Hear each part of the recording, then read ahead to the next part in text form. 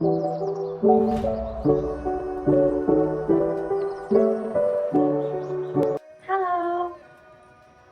Assalamualaikum warahmatullahi wabarakatuh.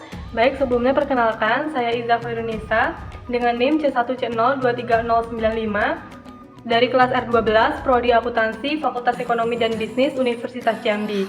Adapun tujuan pembuatan video ini yaitu sebagai pengambilan tugas ujian tengah semester mata kuliah Pancasila dengan dosen pembimbing Bapak Ari Deam Amri, SEME. Baik, saya di sini ingin berbicara mengenai Pancasila, penerapan Pancasila dalam kehidupan sehari-hari, memberikan contoh-contoh bagaimana kita dapat menerapkan nilai-nilai Pancasila dalam tindakan kita, serta bentuk penyimpangan penerapan Pancasila. Nah, untuk mengetahui jawabannya, jangan lupa simak video ini sampai akhir ya. Makasih. Nah, sebelum lanjut pembahasan, saya di sini ingin mengingatkan kembali apa sih Pancasila itu. Tapi pasti Pancasila itu sudah tidak asing lagi di telinga kita semua, karena sejak kita duduk di bangku sekolah dasar hingga sekarang, kita tidak lepas dengan mata pelajaran pendidikan kewarganegaraan. Kita juga mengenal Pancasila itu sebagai dasar negara, kita juga mengenal Pancasila itu sebagai ideologi bangsa. Pancasila adalah panduan atau landasan bagi negara Indonesia dalam pembentukan dan pengembangan kehidupan berbangsa dan bernegara.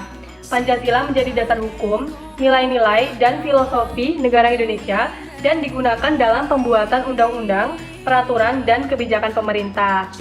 Pancasila merupakan fondasi bagi kerukunan dan kesatuan dalam keberagaman masyarakat Indonesia.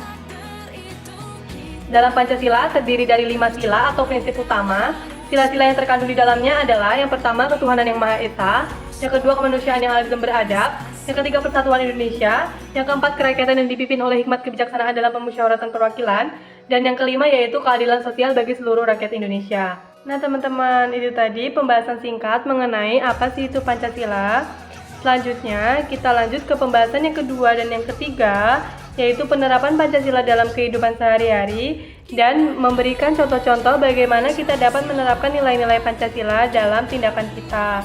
Kita mulai dari sila yang pertama, yaitu ketuhanan yang Maha Esa. Maknanya, pengakuan akan adanya Tuhan yang Maha Esa sebagai sumber segala kehidupan dan kebijaksanaan. Pengamalannya yaitu, kita sebagai generasi muda menghormati kebebasan beragama dan berkeyakinan, serta menganut nilai-nilai toleransi beragama. Contohnya, kita dapat berpartisipasi dalam kegiatan keagamaan atau kegiatan antaragama yang memperkuat kerukunan. Dan bentuk-bentuk contohnya bisa kita lihat di video berikut ini. Saat umat Kristiani beribadah di gereja, ratusan anggota GP Ansor turut membantu melakukan pengamanan di sekitar gereja. Itu tadi salah satu contohnya. Kita lanjut ke sila yang kedua, yaitu kemanusiaan yang adil dan beradab. Maknanya, kita sebagai generasi muda menghormati martabat manusia, memajukan kesejahteraan, memperlakukan semua orang dengan hormat, adil dan beradab, dan menekankan pentingnya keadilan. Ini mencakup hak asasi manusia dan keadilan sosial.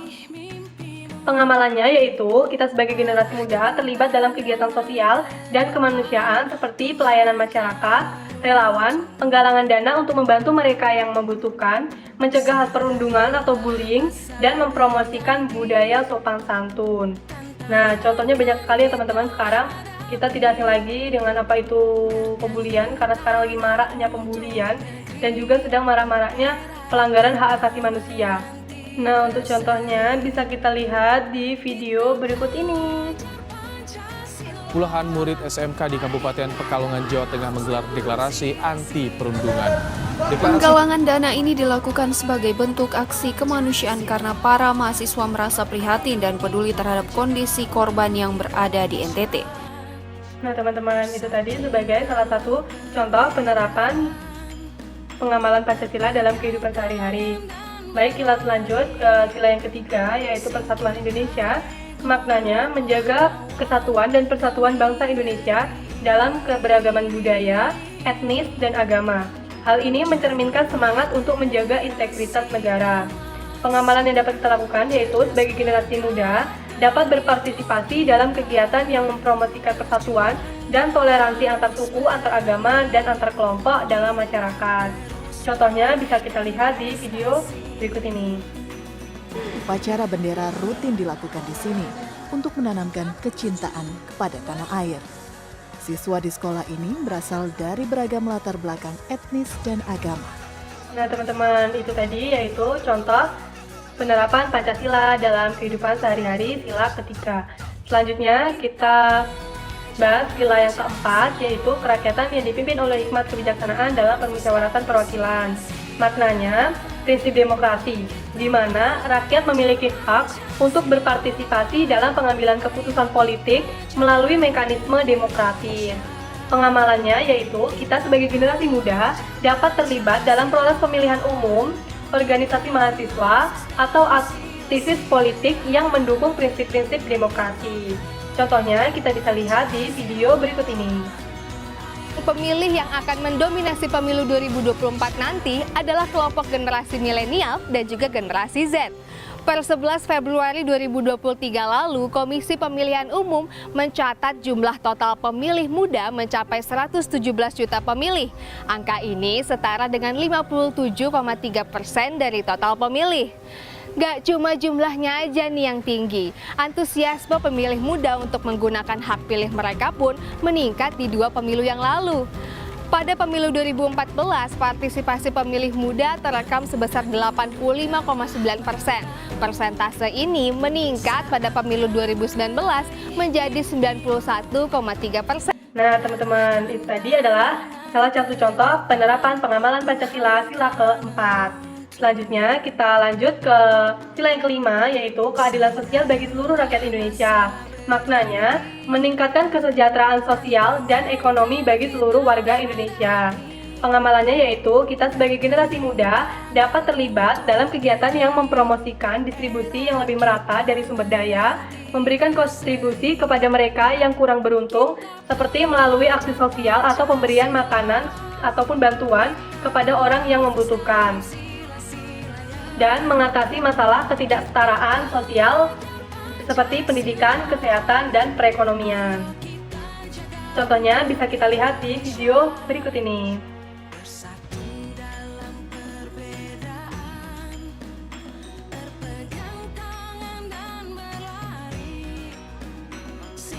Teman, itu tadi yaitu salah satu contoh penerapan pengamalan Pancasila sila kelima. Baik, kita akan melanjutkan pembahasan kita selanjutnya, yaitu mengenai bentuk penyimpangan penerapan Pancasila. Kita terkadang menyaksikan perilaku yang melanggar nilai-nilai Pancasila. Pelanggaran terhadap nilai-nilai Pancasila bisa terjadi dalam berbagai konteks dan oleh berbagai generasi, termasuk Gen Z. Berikut beberapa contoh nyata kasus pelanggaran Pancasila yang ada di Indonesia. Yang pertama yaitu korupsi. Kita sudah tidak asing lagi, banyak sekali penyimpangan penerapan Pancasila bentuknya korupsi. Korupsi merugikan kesejahteraan masyarakat dan merupakan pelanggaran terhadap nilai-nilai keadilan sosial bagi seluruh rakyat Indonesia. Penyalahgunaan kekuasaan atau jabatan untuk kepentingan pribadi. Hal ini sangat miris sekali sehingga menimbulkan kerugian yang sangat banyak sekali. Nah, sebagai contohnya kita bisa lihat di video berikut ini. Ada 3 orang yang ditetapkan sebagai tersangka oleh Komisi Pemberantasan Korupsi. Mereka dikenai pasal pemerasan, gratifikasi, dan pencucian uang dalam proses hukum di Kementan RI. Baik, sangat miris sekali ya teman-teman, banyak sekali pelanggaran korupsi yang terjadi di Indonesia ini. Semoga bisa kita cegah untuk kedepannya. Dan yang kedua, yaitu diskriminasi atau intoleransi agama, yaitu bentuk penyebaran pesan kebencian atau diskriminasi terhadap kelompok tertentu bertentangan dengan nilai-nilai persatuan Indonesia dan kemanusiaan yang adil dan beradab. Contohnya, ketika seseorang atau kelompok menghina atau memperlakukan secara diskriminatif anggota kelompok agama tertentu. Ini bisa terjadi di media sosial, tempat kerja, ataupun kehidupan sehari-hari. Dan penolakan terhadap peribadatan atau ritual keagamaan orang lain atau merusak tempat ibadah. Hal ini merusak nilai ketuhanan yang Maha Esa dan persatuan Indonesia. Nah, untuk contohnya bisa kita lihat lagi di video berikut ini. kasus diskriminasi dan juga intoleransi terhadap seorang warga Bantul yang dilarang tinggal karena beda agama berakhir damai. Kementerian Agama dan pemerintah kabupaten melalui perangkatnya akan melakukan pendampingan dalam setiap proses pembuatan aturan agar tidak diskriminatif sehingga tidak menyinggung etnis, agama maupun suku. Sudah sama-sama kita lihat bentuk penyimpangan kasus diskriminasi dan intoleransi beragama. Kita lanjut ke penyimpangan penerapan Pancasila yang ketiga, yaitu pelanggaran hak asasi manusia, yaitu tindakan yang melanggar hak asasi manusia seperti penganiayaan atau penyiksaan, melanggar nilai-nilai kemanusiaan yang adil dan beradab. Contohnya, adanya pergaulan bebas seperti tindakan kekerasan, perampokan, vandalisme, atau penggunaan narkoba, serta hidup dengan ideologi liberal, atau artinya hidup bebas tanpa aturan. Contohnya dengan mengikuti gaya hidup kebarat-baratan, dengan menggunakan pakaian yang kurang sopan, serta mabuk-mabukan. Dan juga sesuatu hal yang mengandung eksploitasi seksual, pornografi, atau tampilan perilaku yang merendahkan martabat manusia. Dan untuk contohnya kita bisa lihat di video berikut ini.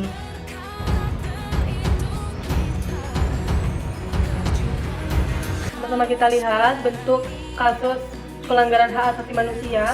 Dan itu sangat mirip sekali ya teman-teman semuanya. Jadi semoga kita semua terhindar dari hal-hal tersebut. Yang keempat yaitu ketidakpedulian terhadap lingkungan. Dengan tidak memperdulikan isu-isu lingkungan seperti pencemaran atau perusakan alam, merusak nilai-nilai kepedulian terhadap lingkungan, serta tindakan merusak lingkungan seperti illegal logging, penangkapan ikan ilegal atau pencemaran lingkungan yang melanggar nilai-nilai kepedulian terhadap alam. Nah, contohnya juga kita bisa lihat di video berikut ini. Pemirsa, ribuan warga bersama relawan di Bandar Lampung melakukan aksi bersih-bersih sampah yang ada di pesisir Pantai Sukaraja. Sampah ini ternyata sudah menumpuk di Pantai Sukaraja sejak tahun 2004 lalu. Betul, dan ini melibatkan semua stakeholder ya, masyarakat, pemerintah, dan juga LSM-LSM yang peduli terhadap nasib lingkungan.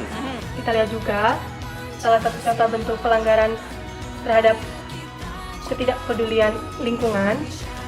Dan itu juga sangat disayangkan sekali, karena kita tahu negara Indonesia ini sangat banyak sekali hal-hal alam yang bisa dimanfaatkan dan juga bisa kita kembangkan untuk menjadi hal-hal yang lebih bermanfaat.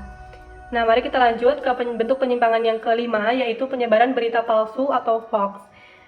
Ini sudah banyak sekali penyebaran berita palsu atau hoax di media sosial yang dapat dipopulerkan oleh generasi muda. Ini dapat melanggar nilai-nilai kejujuran dan ketahanan nasional, sehingga untuk mengantisipasinya, yaitu dengan melakukan saring sebelum sharing, untuk menciptakan generasi yang bijak mengenai literasi digital. Nah, untuk contohnya, kita juga bisa lihat di video-video berikut ini. Beredar video dengan narasi, detik-detik air laut hilang secara misterius. Video amatir tersebut memperlihatkan berbagai fenomena alam yang terjadi di beberapa tempat di Indonesia dan belahan dunia lainnya. Namun setelah dicek kebenaran informasi yang terjadi, info yang beredar adalah tidak benar atau hoax. Kita ketahui semua, bentuk-bentuk penyimpangan penerapan Pancasila sekarang ini yang menjadi PR kita semua, yaitu bagaimana kita memerangi pelanggaran penerapan Pancasila yang terjadi di Indonesia ini. Generasi muda memerankan peran penting dalam mewujudkan nilai-nilai Pancasila dengan cara yang relevan dengan zaman mereka, baik melalui keterlibatan sosial, politik, atau kegiatan yang mempromosikan kerukunan dan keadilan dalam masyarakat. Gen Z juga memiliki peran dalam memerangi pelanggaran terhadap Pancasila dengan memahami dan mempromosikan nilai-nilai Pancasila, mendukung kampanye sosial, dan melaporkan tindakan yang merugikan masyarakat atau alam kepada otoritas yang berwenang. Ini adalah langkah-langkah yang memastikan pemeliharaan dan penghormatan nilai-nilai Pancasila dalam kehidupan sehari-hari. Gen Z dapat berperan aktif dalam mengembangkan dan menerapkan nilai-nilai Pancasila dalam sehari-hari dengan melakukan langkah-langkah berikut ini. Yang pertama, di bidang pendidikan, Gen Z meningkatkan pemahaman tentang Pancasila melalui pendidikan formal dan informal. Gen Z dapat memperdalam pengetahuan mereka tentang makna dan nilai-nilai Pancasila melalui bacaan, kursus, ataupun seminar. Berfokus pada pendidikan dan pengembangan diri, serta membantu anak-anak dan generasi muda untuk mendapatkan akses yang lebih baik ke pendidikan. Yang kedua yaitu toleransi dan kerukunan. aktif terlibat dalam kegiatan yang mempromosikan toleransi, kerukunan antar agama dan antar suku, dukung inisiatif yang mendorong dialog antar agama dan budaya, hargai keberagaman budaya, agama, dan suku bangsa dalam interaksi sehari-hari. Juga belajar tentang budaya dan tradisi orang lain, sehingga dapat memperkaya pemahaman kita mengenai budaya yang ada di negara ini, mengingat banyak sekali budaya dan tradisi di negara ini.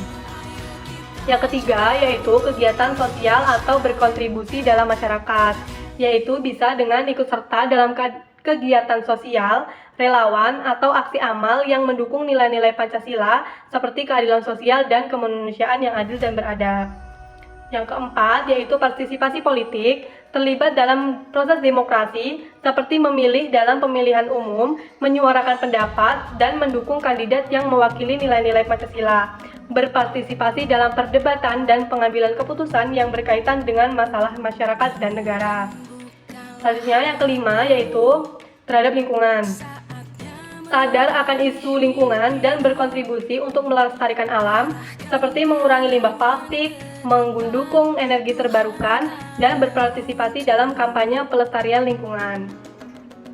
Yang keenam yaitu anti korupsi, berperan aktif dalam mencegah dan melawan korupsi dalam berbagai aspek kehidupan. Gen Z dapat menjadi suara yang menekan pemberantasan korupsi di negara mereka. Yang ketujuh yaitu kewirausahaan sosial, yaitu dengan mendukung usaha kewirausahaan sosial yang berfokus pada perbaikan kondisi sosial dan ekonomi masyarakat. Jika kita memiliki kesempatan bantu mereka yang kurang mampu, kita dapat membantu dengan memberikan makanan, pakaian, ataupun memberikan wawasan mengenai kewirausahaan kepada seluruh masyarakat untuk mengangkat perekonomian mereka. Dan yang kedelapan yaitu pemberdayaan masyarakat. Terlibat dalam inisiatif pemberdayaan masyarakat yang membantu masyarakat lokal mengatasi masalah mereka, menciptakan lapangan kerja, dan meningkatkan kualitas hidup. Dan 9 yaitu sosial media. Gunakan sosial media dengan bijak untuk menyebarkan pesan positif, mendukung nilai-nilai Pancasila, dan melawan penyebaran berita palsu atau pesan kebencian. Yang ke-10 yaitu kejujuran dan etika. Pegang teguh pada prinsip-prinsip kejujuran, etika, dan moral dalam semua aspek kehidupan, dari pendidikan hingga pekerjaan. Dalam kehidupan sehari-hari, berpikirlah secara bijaksana dalam mengambil keputusan, pertimbangkan masukan dan opini orang lain sebelum mengambil tindakan. Lanjut, dan 11 yaitu menghormati hak asasi manusia. Berbicara dan bertindak dengan penuh rasa hormat terhadap hak asasi manusia orang lain. Ini mencakup memperlakukan orang dengan adil dan menghormati hak-hak mereka. Dengan berperan aktif dalam upaya ini, Gen Z dapat membantu memperkuat dan mempertahankan nilai-nilai Pancasila serta membawa perubahan positif dalam masyarakat Indonesia sesuai dengan visi pendiri negara. Penerapan nilai-nilai Pancasila dalam kehidupan sehari-hari membantu membangun masyarakat yang adil, inklusif, dan harmonis. Dengan menjadi contoh positif dan mendukung nilai-nilai Pancasila, kita semua dapat berkontribusi pada kemajuan bangsa dan negara Indonesia. Menghormati Pancasila dalam kehidupan sehari-hari ini adalah tanggung jawab kita bersama untuk memastikan kesejahteraan masyarakat dan negara kita. Sehingga marilah kita menjadi agen perubahan yang menerapkan nilai-nilai Pancasila dalam tindakan kita sehari-hari, sambil memerangi perilaku yang melanggar nilai-nilai tersebut. Semoga Pancasila terus menjadi panduan kita untuk menuju masyarakat yang lebih adil, inklusif, dan berkelanjutan. Baik, hanya itu pemaparan materi yang dapat saya sampaikan. Semoga bisa diterima dan dimengerti dengan baik, serta bisa menambah wawasan kita semua mengenai Pancasila dan penerapan Pancasila. Lebih dan kurang, saya mohon maaf. Saya akhiri. Wassalamualaikum warahmatullahi wabarakatuh. Dadah semuanya. Terima kasih.